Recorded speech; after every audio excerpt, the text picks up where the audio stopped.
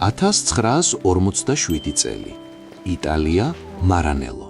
იმ დროს არავინ ფიქრობდა, რომ ერთი ყოფილი მრბოლელის, ენცო ფერარის აკვიატება მსოფლიოს ავტოისტორიას ასე შეცვლიდა.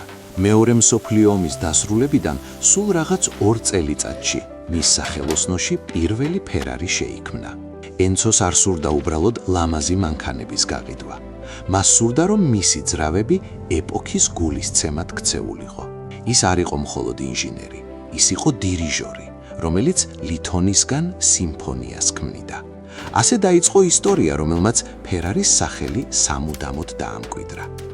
სწორედ 1947 წელს ფერარი 125S გახდა ის დასაწყისი, რომლითაც ფერარი ავტოსპორტში შევიდა. ეს არ იყო მხოლოდ ავტომობილი, ეს იყო ხმამაღალი განაცხადი.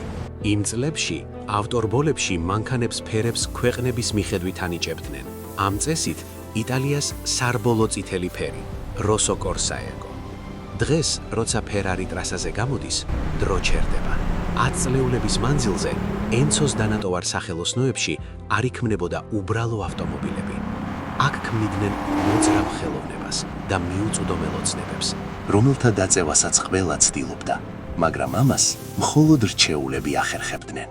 წლებთან ერთად ფერარის ავტომობილებმა განვითარების არაერთი ეტაპი გაიარა. დღეს ისინი დისციპლინასა და ქაოსს შორის ბალანსდებიან.